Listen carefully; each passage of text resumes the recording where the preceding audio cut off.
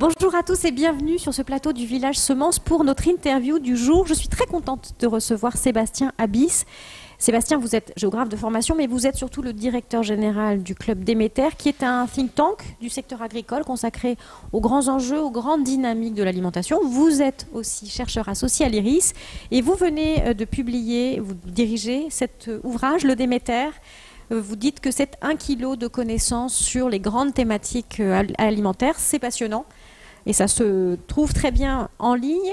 Je suis contente de discuter avec vous. Les lecteurs de l'opinion vous connaissent aussi très bien parce que vous êtes l'auteur de chroniques remarquées qui s'appellent Le Dessous des tables et vous expliquez des histoires géopolitiques sous le prisme de l'alimentation. Alors justement, nous sommes encore au cœur d'une crise sanitaire qui a fortement ébranlé notre système de production, notre système de fourniture alimentaire. Ça a secoué dans tous les sens Sébastien Abyss, mais la grande leçon, c'est que notre système a tenu. Oui, merci de votre invitation. Je crois que c'est important. On est à 1 an du début du premier confinement en France et ça fait 1 an que la planète entière vit au rythme du Covid. La réalité aujourd'hui sur le monde agricole et alimentaire est très différenciée. En France, on observe que finalement le secteur agricole n'a pas été confiné, il a travaillé, il a été au front, il a été l'un des premiers combattants finalement pour permettre aux Français de garder leur première sécurité qui est aussi celle de l'alimentation.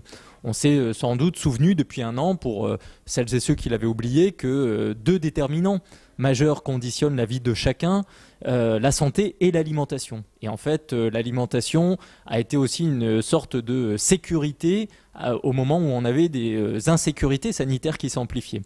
Et donc les mondes agricoles n'ont pas été confinés, les mondes agro-industriels et agroalimentaires ont travaillé et les Français en fait n'ont manqué de rien. On se souvient qu'il y a 1 an, certains avaient eu peur de manquer de nourriture dans les supermarchés.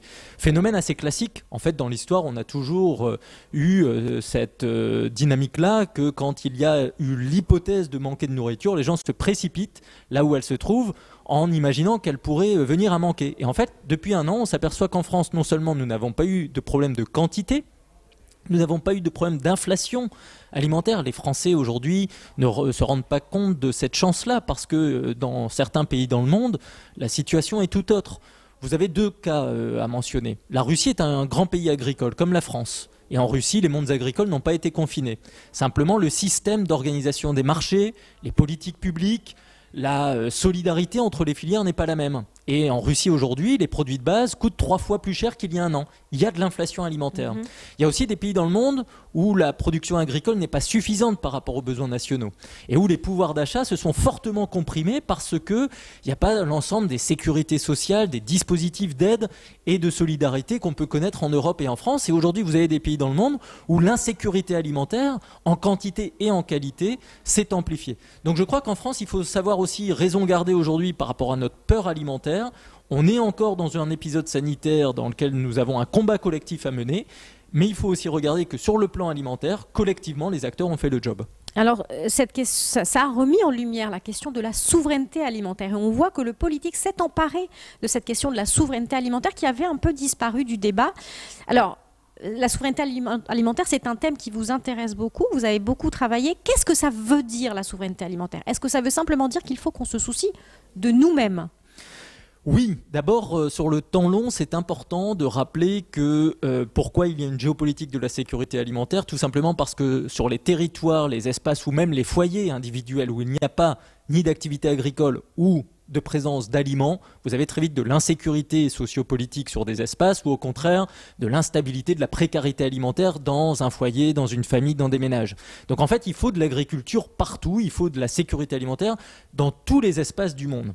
Ce qui fait que la souveraineté alimentaire, en fait, est un invariant des politiques publiques de n'importe quel État dans le monde, parce que précisément, c'est l'un des cœurs stratégiques de la stabilité d'un pays et en même temps de ce contrat social entre des gouvernants et les populations. En Europe et en France, sans se le dire peut-être suffisamment, mais on a inventé depuis un demi-siècle la plus grande des souverainetés alimentaires et agricoles que la planète connaît. Ça s'appelle l'Union européenne et la politique agricole commune. Donc la souveraineté alimentaire, c'est quoi ? C'est la capacité d'avoir sur son territoire un maximum de production le plus diversifié possible pour permettre à ses citoyens consommateurs d'accéder à de la nourriture en quantité, en qualité, avec des prix qui restent évidemment accessibles au plus grand nombre. Pourquoi je dis cela ? Parce qu'évidemment, cette souveraineté passe aussi par, bien sûr, des jeux de longue distance entre des produits qu'on importe parce qu'ils ne viendront jamais, des conditions pédoclimatiques, des conditions agricoles et géographiques. Notre pays ne peut pas produire de tout au long de l'année. Sinon, et en même temps, au revoir le café et le chocolat. Le café, le chocolat, des fruits exotiques, etc. Et en même temps, nous avons des productions que nous-mêmes nous produisons beaucoup et dont les surplus mobilisables partent à l'export pour contribuer aux équilibres alimentaires mondiaux. Donc la souveraineté, en fait, il faut bien comprendre qu'en géopolitique, la souveraineté appliquée au champ alimentaire consiste à cultiver des performances dans la durée avec constance, parce que la souveraineté en géopolitique, c'est forcément le temps long, et donc une souveraineté alimentaire, c'est une vision de long terme, mais ça consiste aussi éventuellement à réduire des dépendances. Donc, comment cultiver des performances à domicile et réduire des dépendances par rapport à l'extérieur ? Et nous avons des dépendances dans le système agricole et alimentaire français qui peuvent être notamment sur le secteur des engrais, de l'énergie. Nous importons évidemment de l'énergie en France pour produire dans tous nos secteurs productifs. Mais notre dépendance, elle peut être aussi en termes de main-d'œuvre. On sait qu'une partie de l'agriculture française fait appel à de la main-d'œuvre étrangère pour compléter ses besoins, parfois sur certaines récoltes, sur certaines saisons. Donc c'est tous ces types de dépendances. Est-ce qu'on les réduit ou au contraire on les construit pour faire en sorte que ces dépendances ou ces indépendances se combinent au service d'une souveraineté qui consiste surtout à faire en sorte qu'un État, les pouvoirs publics, avec l'ensemble des forces vives, privées, associatives, la recherche, les écoles de formation, puissent permettre sur ces secteurs aussi stratégiques d'avoir avec constance une politique de long terme. Est-ce que la souveraineté alimentaire, ça veut dire le retour au local ? Parce qu'on a beaucoup vu se développer les circuits courts, les circuits locaux et la thématique de l'approvisionnement près de chez soi pour son alimentation. Est-ce que souveraineté alimentaire et locale sont des synonymes ? Ce ne sont pas des synonymes, mais précisément, je crois que dans le débat aujourd'hui sur la souveraineté, ce qu'il faut essayer de mettre en avant, ce sont les combinaisons géographiques, les combinaisons de culture, les combinaisons de solutions. On sait que demain, il va falloir continuer à nourrir la population, mondiale ou française, et en même temps réparer la planète, parce qu'on doit faire des transitions, c'est-à-dire que le statu quo n'est pas possible. On doit améliorer les pratiques agricoles et avoir des soutenabilités, du développement durable dans ces filières qui s'intensifient, avec des transitions supérieures, de l'innovation autour de cette empreinte environnementale à réduire. En même temps, on doit maintenir de la production, c'est-à-dire que pour faire mieux demain, l'objectif, c'est pas de rétro-pédaler, faire moins imaginer de revenir en arrière. Donc, comment favoriser ces transitions ? Ces transitions, c'est de la combinaison aussi d'échelles géographiques. Nous pouvons avoir des productions locales, des circuits courts, des marchés de proximité, des consommateurs qui privilégient sur certaines gammes de produits, par exemple les fruits et légumes. Ça va de soi que c'est un des produits les plus prisés en circuit court parce que c'est l'évidence, c'est le bon sens. Mais à côté de ça, nous avons besoin de circuits longs parce qu'encore une fois, tout ne vient pas de France et nous achetons des choses à l'étranger. Mais si vous prenez des productions françaises, quelle est la géographie, la limite kilométrique de certaines productions ? Imaginons aux prochaines fêtes qu'on décrète que les productions de champagne restent dans les territoires champenois. Que dirait le reste de la France ? Imaginons de dire demain aux habitants du sud de la France, plus de pommes de terre parce qu'elles viennent des Hauts-de-France et c'est à 1000 km de chez vous. Est-ce qu'on a une échelle géographique pertinente ou au contraire, on regarde ce que l'Europe a fait depuis 50 ans, c'est-à-dire des complémentarités régionales et territoriales, des organisations communes de marché et faire en sorte que les consommateurs puissent accéder à tout la plupart du temps à des prix qui sont accessibles et faire en sorte qu'on ne localise pas de manière dirigiste ou autoritaire, ce qui serait le risque, des productions. Parce que je ne crois pas que le consommateur demain veuille, en étant à Paris, Bordeaux, Lille ou Marseille, consommer les seuls produits qui pousseraient à 30 km aux alentours. Faute de quoi, sa liberté alimentaire serait fortement comprimée et sa diversité nutritionnelle extrêmement resserrée. Est-ce que le consommateur veut ça ? Sans doute pas. Donc attention à la dérive politique du circuit court. Le circuit court, c'est une combinaison avec d'autres circuits pour faire en sorte que la sécurité alimentaire fonctionne. Vous avez mis en garde à plusieurs reprises contre le nationalisme alimentaire qui consisterait à se replier de cette façon-là pour nos consommations, mais aussi dans notre volonté exportatrice. Il y a une place pour cette agriculture-là qui exporte de France, d'Europe, ailleurs dans le monde ? Oui, il y a encore de la place, sachant qu'aujourd'hui, il faut bien avoir en tête que l'agriculture française, d'abord, nourrit les Français. L'agriculture française, ensuite, nourrit la population européenne. Mais sur certaines productions, on sait que l'agriculture française, dans toute sa diversité, contribue aux équilibres alimentaires mondiaux. Est-ce qu'il faut revenir sur cela ? Je ne crois pas. Je crois qu'il faut garder de la performance dans les filières qui sont aujourd'hui compétitives à l'échelle internationale. Le secteur des semences est une excellente illustration. Nous sommes le premier exportateur mondial de semences. La France agricole et la France des semences, c'est un rayonnement au-delà de l'Europe et qui est un rayonnement mondial. Il est bon pour notre économie, il est bon pour notre agriculture, il est bon pour notre balance commerciale, il est bon sur la contribution de la France aux besoins du monde. On a d'autres filières comme ça qu'on pourrait caractériser, dont une partie de la production part sur les marchés ou européens ou mondiaux et qui ne contribuent pas à dégrader la sécurité alimentaire des Français. Pourquoi je dis cela ? Parce que parfois on pense que ce qui partirait à l'export se ferait au détriment des consommateurs français. Ça n'existe pas. On n'est pas dans cette situation.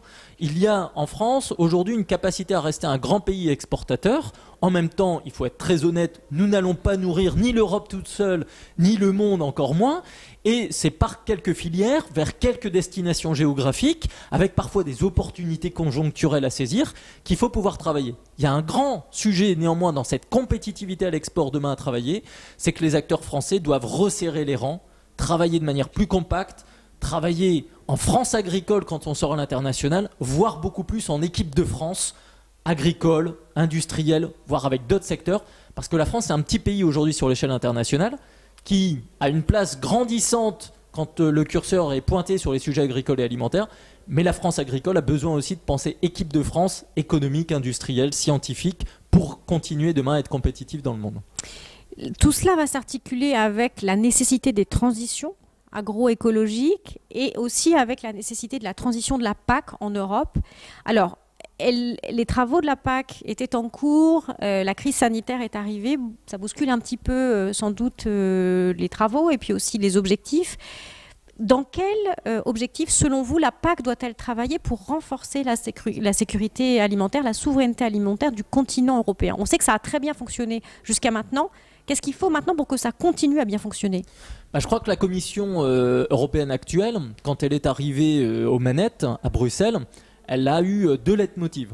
Le pacte vert, et elle a confirmé malgré la crise sanitaire que c'était un grand objectif stratégique pour l'horizon 2050 pour l'Europe. Alors qu'est-ce que ça veut dire le pacte vert ? Le pacte vert, c'est construire des transitions qui vont nous permettre d'atteindre de la neutralité carbone, d'améliorer justement nos contributions à de la création de valeur, mais avec des transitions qui vont réduire les empreintes environnementales. Et évidemment, le secteur agricole est aux premières loges de ces exigences de transition. C'est aussi grâce à lui qu'on fera ce pacte vert. Pour le dire autrement, on ne fera pas le pacte vert européen sans les mondes agricoles et agroalimentaires embarqués, engagés et performants sur ce chemin. Ça veut dire qu'il faudra leur donner les moyens de réussir aussi ces transitions, des moyens scientifiques, des moyens socio-organisationnels, des moyens autour de l'innovation de pratique, etc.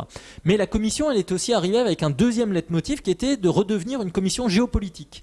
Et on voit bien qu'aujourd'hui, entre un monde bipolaire, entre la puissance déclinante américaine et la puissance chinoise en forte croissance, il y a une place pour l'Europe pour définir son propre modèle, son propre agenda stratégique. Et quelque part, le sujet agricole et alimentaire montre bien que l'Europe avait depuis un demi-siècle cherché, à travers ce premier pilier de sécurité de l'alimentation, son propre modèle.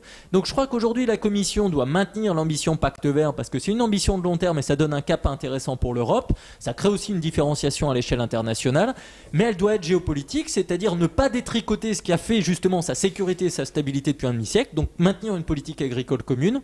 Et avec peut-être un argumentaire qui doit changer, c'est-à-dire que la politique agricole commune qui est parfois critiquée, mal menée, évidemment elle évolue, elle est mal nommée. C'est 7 millions d'agriculteurs aujourd'hui en Europe. Et forcément, si on dit que la politique agricole commune, 400 milliards d'euros pour la prochaine programmation, pour 7 millions de travailleurs et 40% du budget communautaire, ça peut paraître très lourd. Mais en fait, ce qu'il faut absolument marteler, c'est que cette politique agricole commune, c'est 400 milliards d'euros pour la prochaine programmation financière européenne.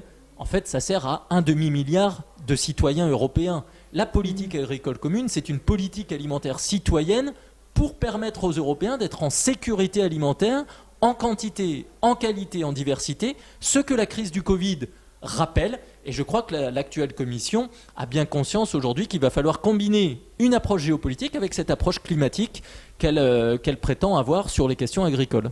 Merci beaucoup Sébastien Abyss pour ce tour d'horizon large, passionnant. On vous retrouve dans les colonnes de l'opinion pour le dessous des tables. Merci à tous. Une très bonne journée sur le plateau du Village Semence.